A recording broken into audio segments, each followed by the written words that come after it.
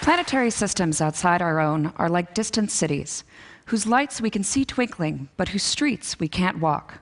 By studying those twinkling lights, though, we can learn about how stars and planets interact to form their own ecosystem and make habitats that are amenable to life. In this image of the Tokyo skyline, I've hidden data from the newest planet-hunting space telescope on the block, the Kepler mission. Can you see it? There you go. This is just a tiny part of the sky that Kepler stares at, where it searches for planets by measuring the light from over 150,000 stars all at once, every half hour, and very precisely. And what we're looking for is the tiny dimming of light that is caused by a planet passing in front of one of these stars and blocking some of that starlight from getting to us. In just over 2 years of operations, we've found over 1,200 potential new planetary systems around other stars. To give you some perspective, in the previous 2 decades of searching, we had only known about 400 prior to Kepler. When we see these little dips in the light, we can determine a number of things. For one thing, we can determine that there's a planet there, but also how big that planet is and how far it is away from its parent star. That distance is really important because it tells us how much light the planet receives overall. And that distance and knowing that amount of light is important because it's a little like you or I sitting around a campfire. You want to be close enough to the campfire so that you're warm, but not so close that you're too toasty and you get burnt. However, there's more to know about your parent star than just how much light you receive overall, and I'll tell you why. This is our star. This is our sun.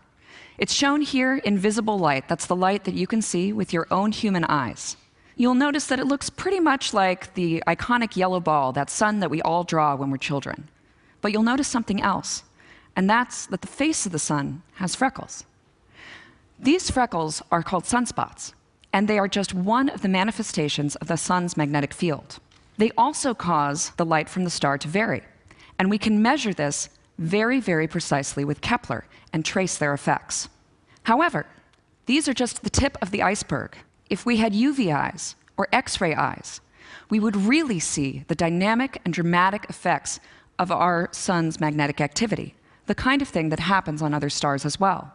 Just think, even when it's cloudy outside, these kind of events are happening in the sky above you all the time. So when we want to learn whether a planet is habitable, whether it might be amenable to life, we want to know not only how much total light it receives and how warm it is, but we want to know about its space weather. This high-energy radiation, the UV and the X-rays that are created by its star and that bathe it in this bath of high-energy radiation.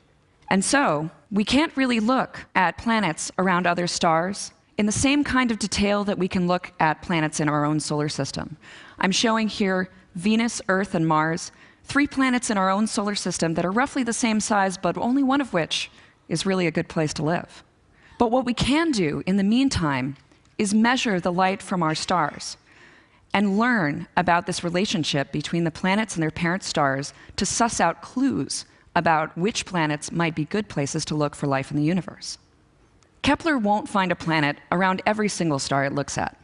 But really, every measurement it makes is precious because it's teaching us about the relationship between stars and planets and how it's really the starlight that sets the stage for the formation of life in the universe.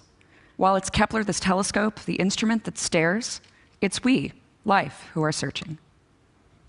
Thank you.